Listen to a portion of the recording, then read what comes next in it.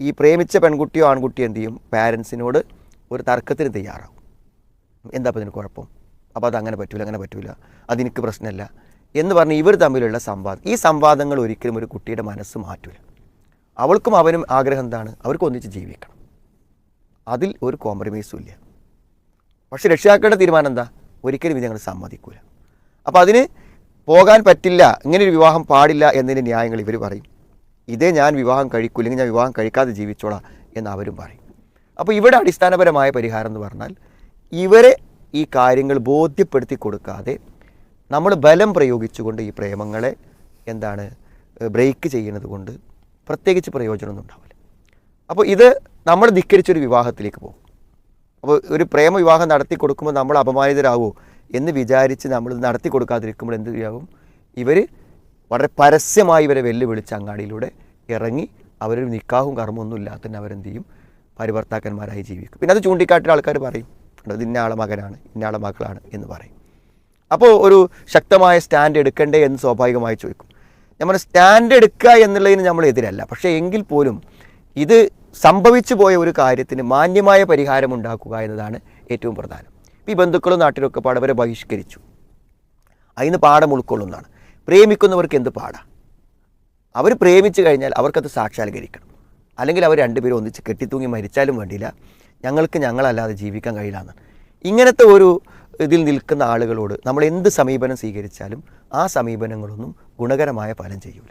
ഒന്നില്ലെങ്കിൽ ഇത് നമ്മൾ പിന്നെ ബലം പ്രയോഗിച്ച് ബ്രേക്ക് ചെയ്യുമ്പോൾ എന്ത് ചെയ്യും, ചിലപ്പോൾ ഡിപ്രഷനിലേക്ക് പോകും. പ്രത്യേകിച്ച് ആൺകുട്ടികളൊക്കെ എന്ത് ചെയ്യും, ആകെ മാനസികമായി തളർന്നു പോകും. പിന്നെ ആ പെൺകുട്ടികളാണെങ്കിൽ എന്ത് ചെയ്യും, അവർ ഏതർത്ഥത്തിലും ഇവൻ്റെ കൂടെ പോകാൻ ഏതർത്ഥത്തിലും തയ്യാറായി വരും. അപ്പോൾ ഇങ്ങനത്തെ സാഹചര്യങ്ങൾ സൃഷ്ടിക്കാതെ വളരെ പക്വമായി ഇതിനെ കൈകാര്യം ചെയ്യുവാൻ രക്ഷിതാക്കൾക്ക് നല്ല പരിശീലനം നമ്മൾ കൊടുക്കണം.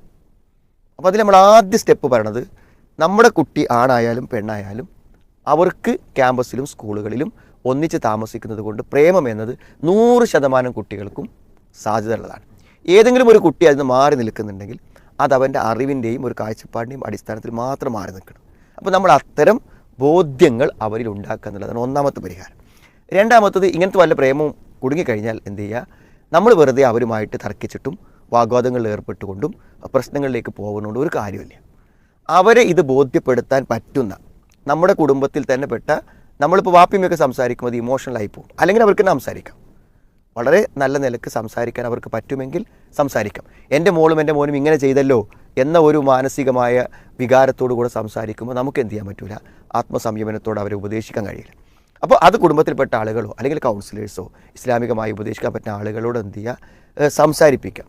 അപ്പോൾ സംസാരിച്ചിട്ട് അവർ സ്വയം പറയണത്, ഞങ്ങൾക്കിത് താല്പര്യമില്ല, ഇതിങ്ങനെയൊക്കെയാണെങ്കിൽ അതിൻ്റെ ബുദ്ധിമുട്ടുകളുണ്ടെങ്കിൽ ഞങ്ങൾ മാറി നിന്നോളാം എന്ന് അവർ സ്വയം പറയാം. എല്ലാം പരിഹരിച്ചു. ഇനി അതൊന്നും പറയണില്ല, അവർ വാശി പിടിച്ച് മുന്നോട്ട് പോകുന്നതാണെന്നുണ്ടെങ്കിൽ നമ്മൾ എന്ത് ചെയ്യുക, ഈ സ്റ്റാൻഡൊക്കെ എടുക്കുക, നടത്തി കൊടുക്കില്ല എന്നൊക്കെ.